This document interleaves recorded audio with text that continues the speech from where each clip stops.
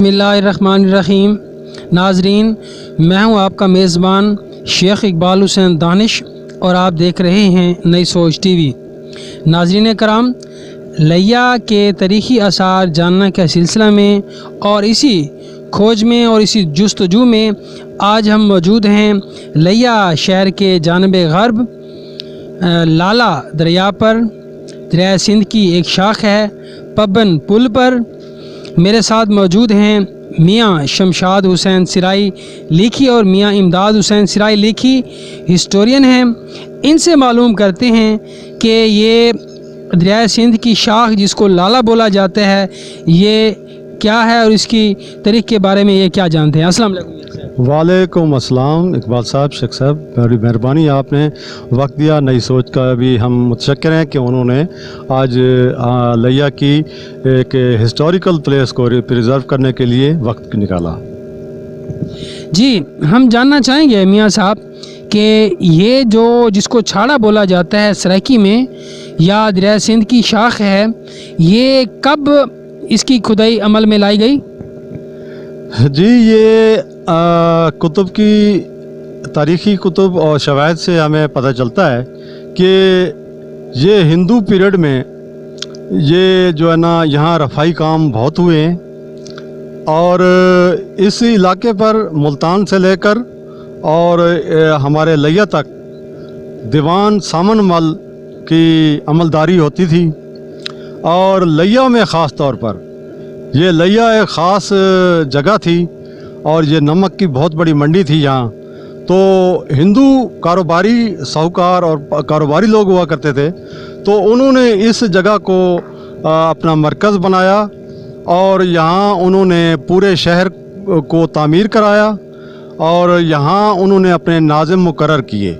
اور دیوان سامن مل کے بیٹے کرم نارائن نے یہاں ایز اے ناظم چارج سنبھالا، اور اس کے ساتھ ان کا ایک بھائی تھا جو ان کے ہم خیال تھا اور رفائی کاموں میں ان کا ہاتھ بٹایا کرتا تھا، اس کا نام لکھی مل تھا۔ تو یہ دونوں بھائی انہوں نے یہاں بڑے رفائی کام کیے ہیں، اور یہ دریائے سندھ سے ایک انہوں نے ایک نالا کہہ لیجئے یا اس کے مختلف مسافتوں پر اس کے نام تبدیل ہوتے ہیں۔ کہیں یہ اپنی جب جولانی دکھاتا ہے تو اس عرف عام میں یہاں مقامی زبان میں جس طرح کسی کو بندہ چھتا کہتا ہے کہ یہ بندہ چھتا ہو گیا ہے، جھگڑالو، جی، یہ اب بفر گیا ہے اور یہ اب آبادیوں کو مسمار کرے گا اور یہ چھتا بن گیا ہے، اور مقامی زبان میں اس کو کہتے ہیں کہ وہ دیکھو پانی چھتا ہو کے آ رہا ہے، تو اس کو کروڑ کے اور اس کے مضافات میں اس کو چھتا کہتے ہیں۔ آگے چل کر کے جہاں سے پھر انہوں نے باقاعدہ لکھی مل نے اس کو کھدوایا اور ایک دریائے آبادی لیا کے ساتھ ساتھ اس نے ذرائع پاشی کے لیے اس کو قابل استعمال کیا، تو اس کے نام سے اس کو لکھی مل کے نام سے لالا کہا جاتا ہے۔ اور اس کے بھائی جو ناظم تھے کرم نارائن، اس ہزاری مل نے پھر اس پر آگے جا کر ہزاری پل تعمیر کرائی، جو لوگوں کے مقصد کچا کے لوگوں اور شہر کی آبادی کو ملانے والا ایک پل ہے۔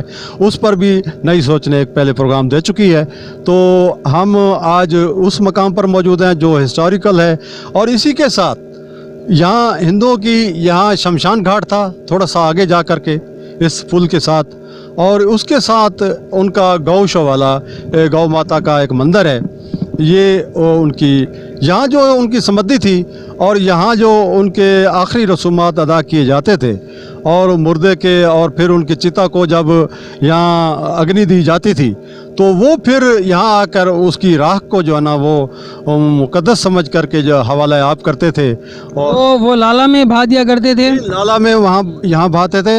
اور اس کے بعد جو یہاں سے واپس جو اپنی آبادی میں جاتے تھے، اس سے یہاں سے جاتے ہوئے وہ یہاں مندر پر پوجا پاٹ کرتے تھے، اور اس کے بعد وہ ہزاری جو پل ہے اس کے ساتھ سیڑھیاں بنی ہوئی تھیں جو اب اس حفاظتی بند کے مٹی کے نیچے آئی ہوئی ہیں، ہم نے وہ بچپن میں دیکھی ہیں۔